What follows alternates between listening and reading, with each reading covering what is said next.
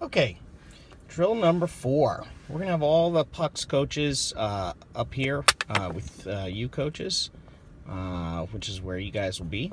Okay, and this is going to be a designated shooter.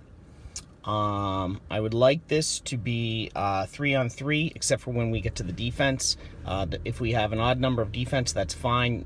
We could go, defense could be 4 against a line of 3, or even 5 against a line of 3, however the defensive numbers work out.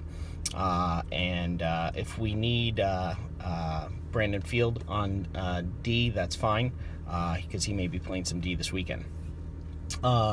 Okay, and I can talk to you coaches more about that later. Okay, you notice I have the kids standing in sets of 3 here. I really want to emphasize their lines, and those are the jersey colors that I have. I don't want those broken up at all. I want them in their lines. I want our kids working together as much as possible. Notice where I have the nets here. So we're going to have Wesley and Alessandro in respective nets. They can be in either one. That doesn't matter. But here's how I want this to go. I want this to be a figure 8. Boys must stand behind the lines. The group at the ends here will go next. Actually, have them lined up behind the dots. Let's do it that way. So have them line up behind the dots. That'll be the way to go. That way there'll be no cheating. They can't go in front of the dot. Everybody else can be on the blue line, but the group that's standing up behind the dots will go next.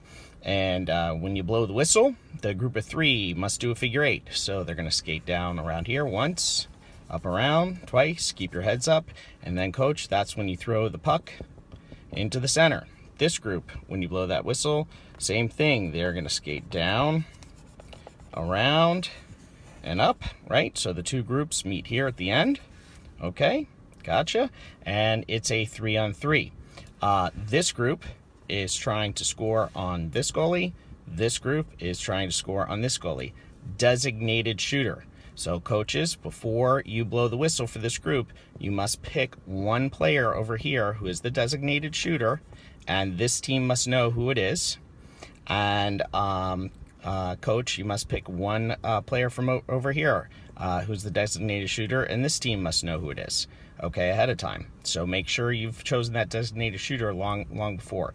Give them no more than a minute and a half, because we are going to have shifts that are no longer than a minute and a half. Give them no more than a minute and a half in here, okay? I'd like this to run about 20 minutes, okay?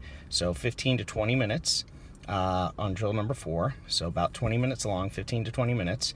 Now, boys, this is not a for fun drill. This is not just about having fun, right?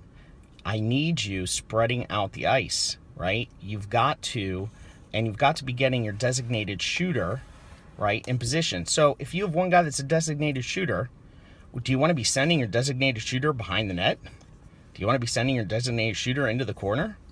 Right? That doesn't make sense, right? So think, use your head. Where would the designated shooter need to be? Are you just going to stand him straight here in front of the net without moving? No. Designated shooters needs to be moving at all times, but he needs to be getting himself into a good position to score, right? So, but of course, he can't just always be hanging out in front of the net, right? He's got to be playing some defense too, right? If the other team has the puck, right? So this is an opportunity for you guys to be thinking about who you're trying to get into that scoring position, and then for you guys to be playing together, moving the puck. Also, look, you have all of this ice to use. Blue line is out of bounds, but you have all of this ice to use, right? So use all of that ice. Work together as a team. Move the puck around, okay? And coaches, don't be afraid to blow your whistle and stop play and point things out when you start to see a yellow, and a yellow together, right? At the same time, boys, there's nothing wrong with one yellow pinching off a blue guy, right? And then the next yellow coming through and picking up the puck. That's teamwork.